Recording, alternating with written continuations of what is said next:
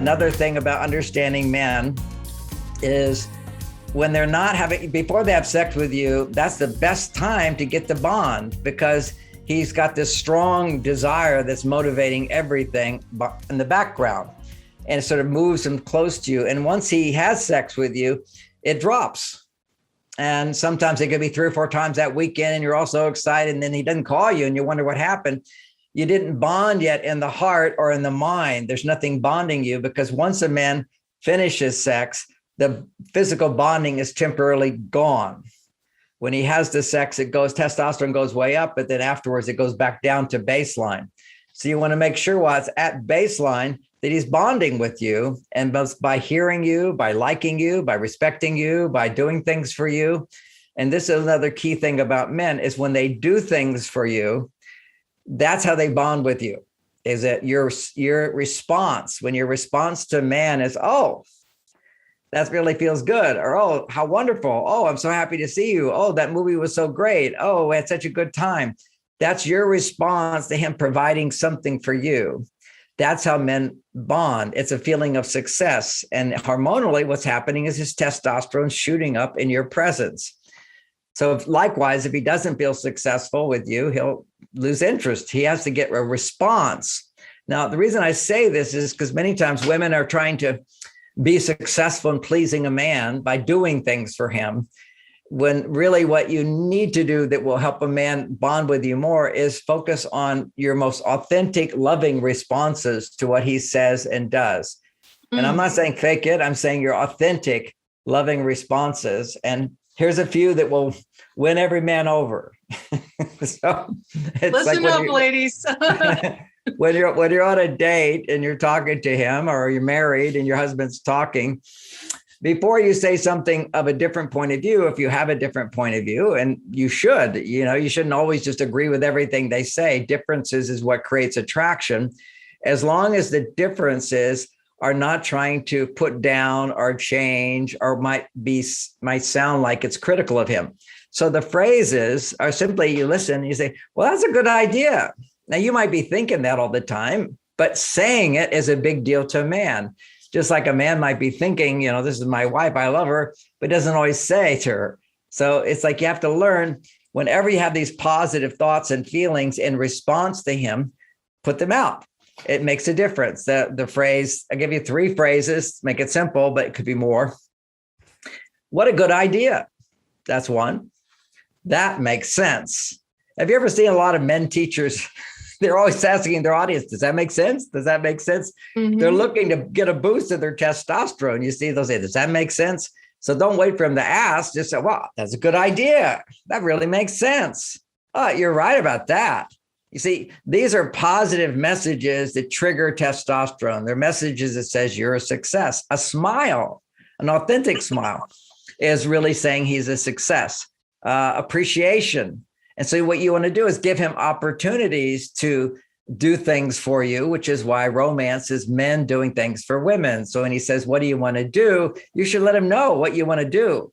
If you say to him, it's okay, what do you want to do? And he'll tell you, and you'll do that. And he won't bond with you. He bonds when he does something for you that's meaningful. And also he'll bond even more if he does something for you that he doesn't really want to do, doesn't really like to do, but he'll do it for you. And then you're so happy about it.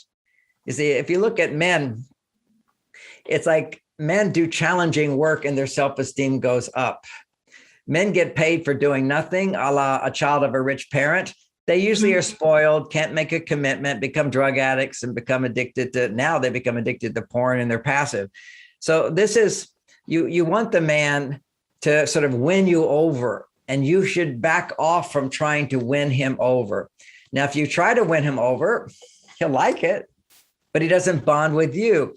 As one cartoon said, is it really true, as she's talking to the therapist, is it really true that if I have sex right away with a man, he'll like me less? And you say, well, partially. He'll like you less, but he'll like himself more. It's going to be bored. That's good. True. So he has to do something to get in there, so to speak. And it's so much more meaningful to him.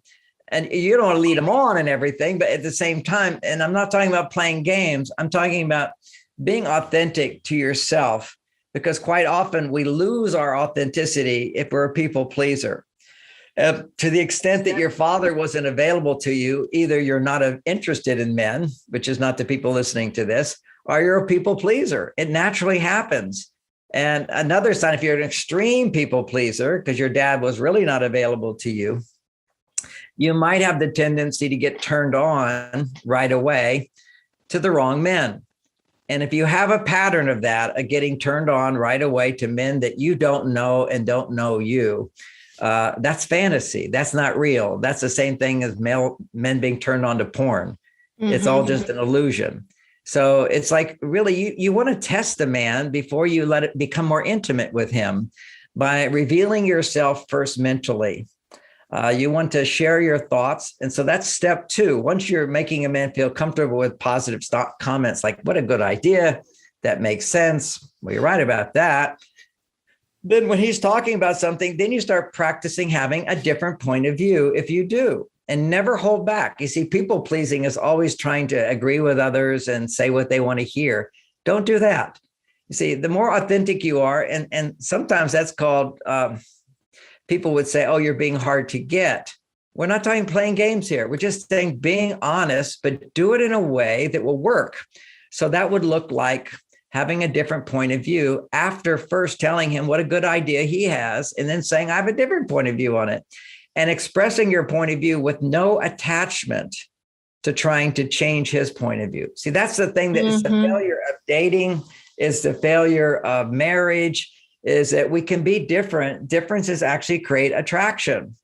And we don't have to have sameness. And this is the wrong direction we're all going in. We're minimizing our gender differences, for example, or even in the dating process, we're trying to please him and giving up our truth and our authentic feelings. But so much of the time when, I hear women who haven't been able to sustain a relationship with a man, and I say, well, tell me some of the things that go on, or I might be counseling them, and they just feel like they have license to say whatever they feel.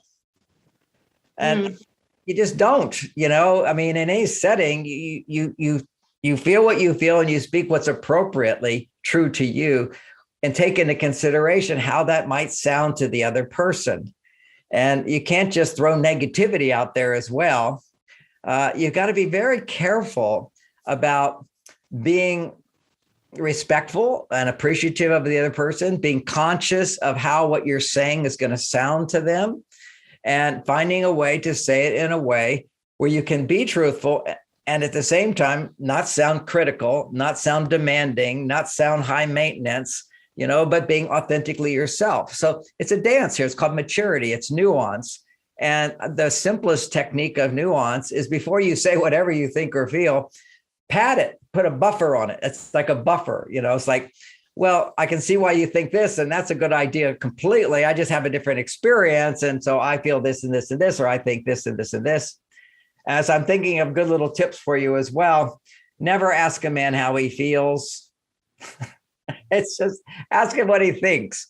And when you feel, you go to estrogen land, and estrogen can lower testosterone in men, or you might get a guy who just goes, and he says nothing to say, and you want to create conversation and connection. All you have to do is say, well, what do you think about that? He'll have an answer right away. And particularly when you say, how do you feel? For many men, if they have nothing to say, or they don't know how to say it. And for women, you say, what do you think? And immediately he'll connect with you. And that's what you're needing the most, is to feel connection. And he needs to feel connection to get to know you as well. He just connects by, what does he think? And you appreciating what he thinks. He, on the other hand, I'd be telling him, be sure to explore how she feels, and be attentive to how she feels, and be validating to how she feels, and being careful not to try to interrupt her with solutions. Now, reason I say that, women, is because you'll be talking to a guy. He doesn't know everything I'm teaching here. He's not trained. So you'll be talking, and he's going to talk over you. And you're going to, oh, another guy talking over me. But you have to realize he doesn't realize he's talking over you. He doesn't realize he's telling you, oh, don't worry about that. He's like a fireman. Get out of the house. I'll solve it. He wants to give you solutions. That's going to build his testosterone. And you could easily take that as like, he doesn't want to hear me. He doesn't respect me. He thinks I couldn't come up with that solution myself. I remember the beginning of my marriage with Bonnie, she was complaining about her job. And I said, oh, honey, you should just quit that job if you don't like it. She looked at me like, of course I like my job. And of course I know I can quit my job when I want. Then I'm thinking, well, why are you telling me about how bad your job is? So we understand that, you might call it chit chat, you can call it sharing feelings, however you want to do it. But it's a way of connecting and relating to each other in different ways. Men do not instinctively understand that. And the men that are really good at that, they're going to overtalk you. And they're oblivious of how they're throwing the polarity off in the relationship. And then you'll be, oh, he just cares about himself, or he's so needy. He's so self-obsessed. So when he's talking, and you're at the same time training him to be that way by showing interest and what are you feeling and why else do you feel that way? And you'll keep asking him. It's amazing how good women are at interviewing. They can just get into, because they want to feel that connection. There's two ways to connect. And this is a wonderful metaphor. It's very, very primal. Here's a poker and here's a hole. Okay. And this is how we connect, right? We all understand that. Now, I can be this and connect with you that way, or I can be this and you can connect with me that way. But that's going against your biological hormone system. And what that means, I haven't explained it, is when you're listening, if you're sharing over here and I'm listening, what am I doing? I'm going deeper and deeper into you. I'm penetrating you. So when a man is listening to you, he's actually going on his male side and connecting to his own female side through you by relating to you. That's what you want to create. If you're over here as the female going to his male side, then he's going to go to his female side. And where'd his male side go? He can't connect to his male side through you. Right.